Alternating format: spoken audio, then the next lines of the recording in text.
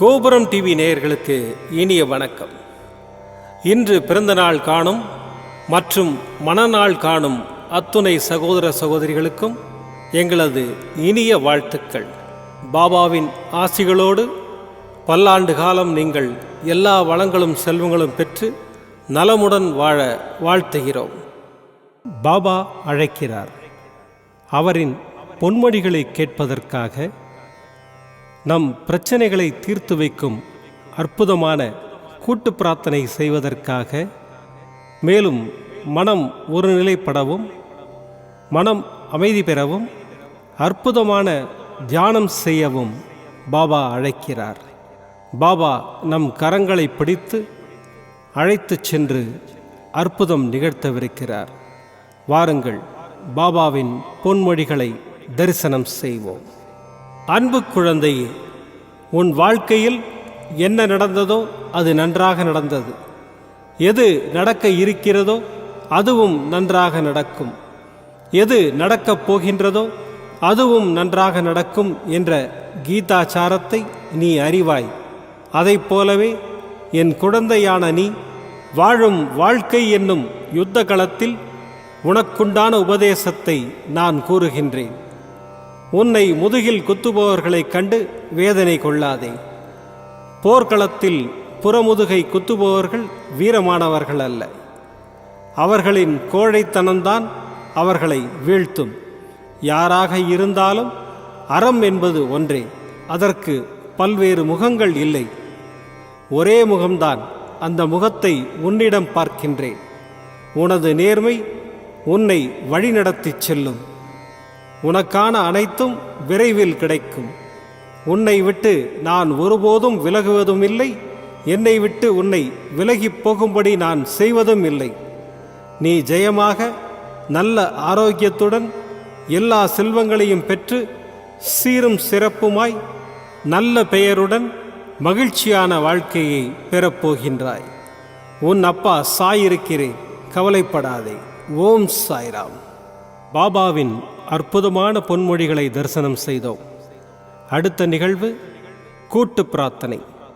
நம் மனநலன் சார்ந்த பிரச்சனைகளுக்காகவும் உடல் நலன் சார்ந்த பிரச்சனைகளுக்காகவும் மற்றும் நம் அனைத்து விதமான பிரச்சனைகளுக்காகவும் சாய்நாதரிடம் கூட்டு பிரார்த்தனை செய்வோம். வாருங்கள், இந்த அற்புதமான கூட்டு பிரார்த்தனையை செய்வோம். பிரார்த்தனாஷ்டகம். 8 பிரார்த்தனைகள். சாந்தமான மனம் கொண்ட சாயிநாதரே, அறிவின் சிகரமே, அன்புள்ளம் கொண்டவரே, கருணை கடலே, உண்மையின் இருப்பிடமே, மாயை என்னும் இருளை அகற்றுபவரே, ஜாதி மத பேதங்களுக்கு அப்பாற்பட்டவரே, எங்களின் புரிந்து கொள்ளும் திறமைக்கு அப்பாற்பட்டவரே, அன்பின் இருப்பிடமே, ஷீரடி வாழ் இறைவனே, என்னை காப்பாற்றும், என்னை காப்பாற்றும். ஞான சூரியனே, ஞானத்தை வழங்குபவரே, பக்தர்களின் மனங்களில் உலவிடும் பரமஹம்சரே, அனைத்து நன்மைகளுக்கும் காரணமானவரே, தங்களை சரணடைந்தவரை காப்பவரே, படைக்கும் தொழில் புரியும் பிரம்மாவும் காக்கும் கடவுளான விஷ்ணுவும் நீங்களே. 3 உலகங்களையும் யுகங்கள் முடிவில் தன்னுள் ஐக்கியமாக்கிக் கொள்ளும் ருத்திரனும் தாங்களே. நீங்கள் இல்லாத இடம் இந்த பூமியில் ஏது? எல்லாம் அறிந்த இறைவன் நீங்கள். எங்கள் எல்லோரின் இதயங்களிலும் வசிப்பவரும் நீங்களே. எனது எல்லா குற்றங்களையும் மன்னிக்க வேண்டும் என்று வேண்டி கேட்டுக்கொள்ளுகின்றேன். அலை அலையாய் தொடர்ந்து வரும் சந்தேகங்களையும் மனமயக்கங்களையும் போக்குவீராக. நீங்கள் கோமாதா, நான் பிறந்த இளங்கன்று. நீங்கள் சந்திரன், நான் சந்திரகாந்த கல். தங்கள் பாதங்கள் கங்கை நதி. பணிவுடன் இந்த தாசன் உங்கள் பாதங்களில் தலை வணங்குகிறேன். உங்கள் கைகளை என் தலைமீது வைத்து ஆசை கூறுங்கள். என் கவலைகளும் துன்பங்களும் பறந்தோடட்டும். இந்த கணு தங்களின் தாசன். இந்த 8 துதிகளையும் கூறி நான் உங்களை சாஷ்டாங்கமாக நமஸ்கரிக்கின்றேன். எனது பாவங்கள், துன்பங்கள் மற்றும் ஏழ்மை நிலை இவை யாவும் உடனடியாக விலகி ஓடட்டும். ஓம் சாய்ராம், ஓம் சாய்ராம், ஓம் சாய்ராம். அற்புதமாக கூட்டு பிரார்த்தனை செய்தோம். பாபா நம்முடைய கோரிக்கையை ஏற்று நிச்சயமாக நமக்கு அற்புதங்களை செய்வார் என்பது சத்தியம். இனி கண்களை மூடி பாபாவை மனதில் நிறுத்தி பாபாவின் அற்புதமான சக்தி வாய்ந்த மந்திரத்தை அனுபவிப்போம். சாயீஸ்வராய வித்மஹே சத்யதேவாய தீமஹி தன்னः சர்வः பிரச்சோதயாத். சாயீஸ்வராய வித்மஹே சத்யதேவாய தீமஹி தன்னः சர்வः பிரச்சோதயாத். சாயீஸ்வராய வித்மஹே சத்யதேவாய தீமஹி தன்னः சர்வः பிரச்சோதயாத். சாயீஸ்வராய வித்மஹே சத்யதேவாய தீமஹி தன்னः சர்வः பிரச்சோதயாத். சாயீஸ்வராய வித்மஹே சத்யதேவாய தீமஹி தன்னः சர்வः பிரச்சோதயாத். சாயீஸ்வராய வித்மஹே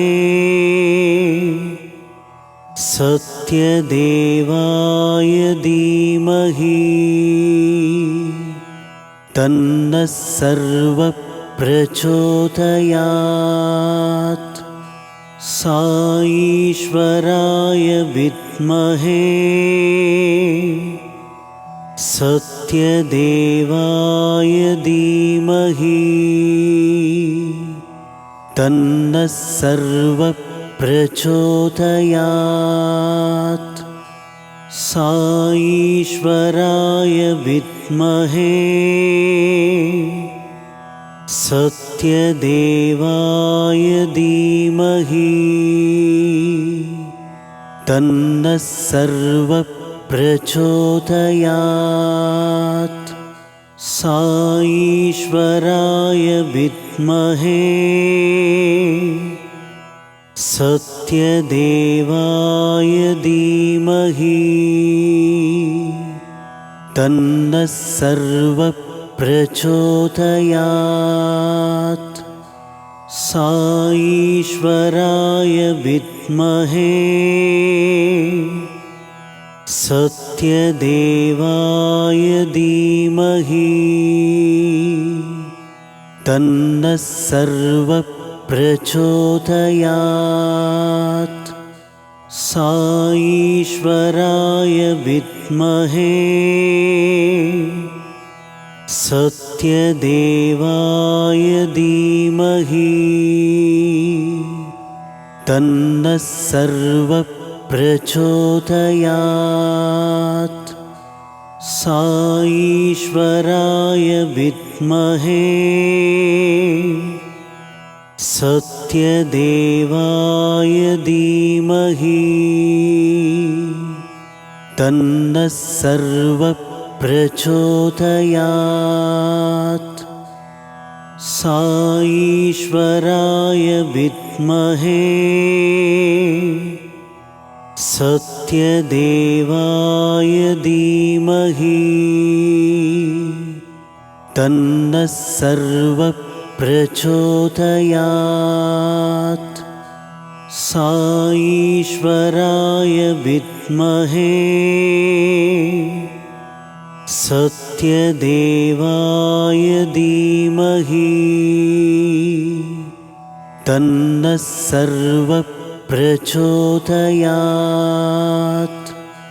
சாயீஸ்வராய வித்மஹே சத்யதேவாய தீமஹி தன்னः சர்வः பிரச்சோதயாத். साईश्वराय विद्महे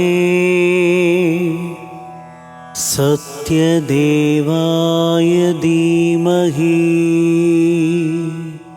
तन्नः सर्वः प्रचोदयात्। साईश्वराय विद्महे सत्यदेवाय धीमहि तन्नः सर्वः प्रचोदयात्। साईश्वराय विद्महे सत्यदेवाय धीमहि तन्नः सर्वः प्रचोदयात्। साईश्वराय विद्महे सत्यदेवाय धीमहि तन्नः सर्वः प्रचोदयात्। साईश्वराय विद्महे सत्यदेवाय धीमहि तन्नः सर्वः प्रचोदयात्। साईश्वराय विद्महे सत्यदेवाय धीमहि तन्नः सर्वः प्रचोदयात्। साईश्वराय विद्महे सत्यदेवाय धीमहि तन्नः सर्वः प्रचोदयात्। साईश्वराय विद्महे सत्यदेवाय धीमहि तन्नः सर्वः प्रचोदयात्। साईश्वराय विद्महे सत्यदेवाय धीमहि तन्नः सर्वः प्रचोदयात्।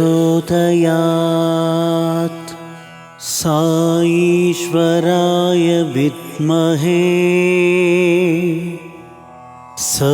सत्यदेवाय धीमहि तन्नः सर्वः प्रचोदयात्। साईश्वराय विद्महे सत्यदेवाय धीमहि तन्नः सर्वः प्रचोदयात्। साईश्वराय विद्महे सत्यदेवाय धीमहि तन्नः सर्वः प्रचोदयात्। साईश्वराय विद्महे सत्यदेवाय धीमहि तन्नः सर्वः प्रचोदयात्। साईश्वराय विद्महे सत्यदेवाय धीमहि तन्नः सर्वः प्रचोदयात्। साईश्वराय विद्महे सत्यदेवाय धीमहि तन्नः सर्वः प्रचोदयात्। साईश्वराय विद्महे सत्यदेवाय धीमहि तन्नः सर्वप्रचोदयात् साईश्वराय विद्महे सत्यदेवाय धीमहि तन्नः सर्वप्रचोदयात्. மீண்டும் நாளை காலை இந்த அற்புதமான பாபா அழைக்கிறார் நிகழ்ச்சியில் சந்திப்போம். நன்றி, வணக்கம். விதம் விதமான பக்தி நிகழ்ச்சிகளை உங்களுக்காக தந்து கொண்டிருக்கிறது உங்கள் கோபுரம் டிவி. உங்களுக்கு பிடித்த நிகழ்ச்சிகளை லைக் செய்யுங்கள், உங்களுக்கு பிடித்த மாணவர்களுக்கு ஷேர் செய்யுங்கள். மேலும் சப்ஸ்கிரைப் செய்வதோடு மட்டுமல்லாது அருகில் இருக்கும் பெல் பட்டனை கிளிக் செய்து கோபுரம் டிவி நிகழ்ச்சிகளை உடனுக்குடன் தெரிந்து கொள்ளுங்கள். மற்றும் ஒரு மகிழ்ச்சியான செய்தி, கோபுரம் டிவி ஆப்பை கூகுள் பிளே ஸ்டோரில் ஃப்ரீ டவுன்லோட் செய்து கோபுரம் டிவி நிகழ்ச்சிகளை தொடர்ந்து கண்டுகளியுங்கள், பாருங்கள், ரசியுங்கள், பரவசமடையுங்கள். gopuramtv.com. பக்தி பக்திமயம்.